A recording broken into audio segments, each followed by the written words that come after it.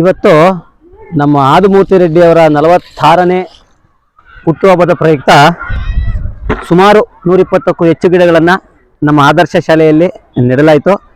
ಈ ಕಾರ್ಯಕ್ರಮ ಹೇಗಿತ್ತು ಅಂತಂದರೆ, ಒಂದು ಸಾಂಗಲ್ಲಿ ಹೇಳ್ತಾರೆ, ನೀ ಬದಲಾಗುವುದು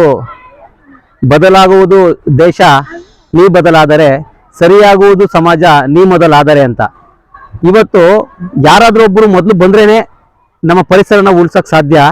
ಆ ಕೆಲಸವನ್ನು ನಮ್ಮ ಆದಿಮೂರ್ತಿ ರೆಡ್ಡಿಯವರು ತಮ್ಮ ಬರ್ತ್ಡೇ ಪ್ರಯುಕ್ತ ಸುಮಾರು 120, ಅವ್ರು ಸುಮಾರು 10 ವರ್ಷಗಳಿಂದನೂ ಸಹ ಇದೇ ರೀತಿ ಗಿಡಗಳನ್ನು ನೆಡ್ತಾ ಬಂದಿದ್ದಾರೆ. ನಿಜವಾಗ್ಲೂ ಅವರ ಬರ್ತ್ಡೇ ಒಂದು ಅರ್ಥಪೂರ್ಣವಾಗಿ ನಮ್ಮ ಆದರ್ಶ ಶಾಲೆಯಲ್ಲಿ, ಸರ್ಕಾರಿ ಶಾಲೆಯಲ್ಲಿ ನೆರವೇರಿತು. ತುಂಬ ಖುಷಿ ಆಯಿತು.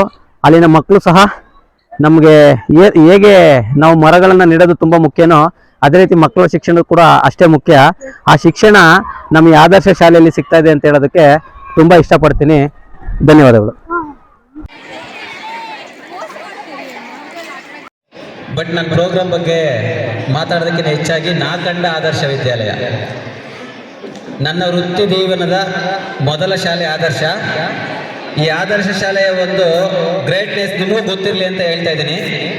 ಈ ಶಾಲೆಗೆ ಸೇರಿದ ಮೊದಲ ವಿದ್ಯಾರ್ಥಿ ಇವತ್ತು ಡಾಕ್ಟರ್ ಆಗಿದ್ದಾನೆ. ಅದು ಈ ಶಾಲೆಯ ಹೆಮ್ಮೆ. ಸರ್ಕಾರಿ ಶಾಲೆಯಲ್ಲಿ 1ರಿಂದ 5ನೇ ತರಗತಿ ಓದಿರ್ತಕ್ಕಂಥ ವಿದ್ಯಾರ್ಥಿ ಆಕಾಶ್ ಅಂತ ಹೇಳ್ಬಿಟ್ಟು ಇಲ್ಲಿ ಎಕ್ಸಾಮ್ ಮಾಡಿದಾಗ ಅತಿ ಹೆಚ್ಚು ಅಂಕಗಳನ್ನು ತಗೊಂಡು ಆದರ್ಶ ವಿದ್ಯಾಲಯಕ್ಕೆ ಬರ್ತಾರೆ. 2009ರಲ್ಲಿ 2013ರಲ್ಲಿ ಮೊದಲ SSLC ಪರೀಕ್ಷೆಯನ್ನು ಆದರ್ಶ ಶಾಲೆ ಫೇಸ್ ಮಾಡುತ್ತೆ. ಆ ವರ್ಷ ಅತಿ ಹೆಚ್ಚು ಅಂಕಗಳನ್ನು 610 ಅಂಕಗಳನ್ನು ಪಡೆದಂಥ ವಿದ್ಯಾರ್ಥಿ ಫ್ರೀ ಸೀಟು ಸಿಗುತ್ತೆ. ಅಲ್ಲಿಂದ PUC ಆದಮೇಲೆ ಬೆಂಗಳೂರು ಮೆಡಿಕಲ್ ಕಾಲೇಜಲ್ಲಿ ಫ್ರೀ ಸೀಟ್ ಸಿಕ್ಕು. 1ನೇ ತರಗತಿಯಿಂದ ಮೆಡಿಕಲ್ ಮುಗಿಸೋವರೆಗೂ ಫ್ರೀ ಸೀಟಲ್ಲಿ ಮುಗ್ತಕ್ಕಂಥ ವ್ಯಕ್ತಿ ಯಾರಾದರೂ ಇದ್ರೆ ಅದು ನಮ್ಮ ಆದರ್ಶ ಶಾಲೆಯ ಮೊದಲ ವಿದ್ಯಾರ್ಥಿ ಅಂತ ಹೇಳೋದಕ್ಕೆ ನಾನು ಇಷ್ಟಪಡ್ತೀನಿ. ಯಾವ ಪ್ರೈವೇಟ್ ಶಾಲೆಗಳಿಗೂ ನಮ್ಮ ಸರ್ಕಾರಿ ಆದರ್ಶ ವಿದ್ಯಾಲಯ ಕಡಿಮೆ ಇಲ್ಲ ಅನ್ನೋದು ಈ ಮೂಲಕ ನಾನು ಹೇಳಕ್ಕೆ ನಿಮ್ಗೆ ಇಷ್ಟಪಡ್ತೀನಿ. ಇವತ್ತು ಸರ್ಕಾರಿ ಶಾಲೆಗಳಲ್ಲಿ ಅತಿ ಹೆಚ್ಚು ಜನಸಂಖ್ಯೆ, ಗೌರಿಬಿದನೂರಲ್ಲಿ ಸರ್ಕಾರಿ ಶಾಲೆಗಳಲ್ಲಿ ಅತಿ ಹೆಚ್ಚು ಜನಸಂಖ್ಯೆ ಇರ್ತಕ್ಕಂಥ ಶಾಲೆ ಯಾವುದು ಅಂತಂದ್ರೆ ಆದರ್ಶ ವಿದ್ಯಾಲಯ.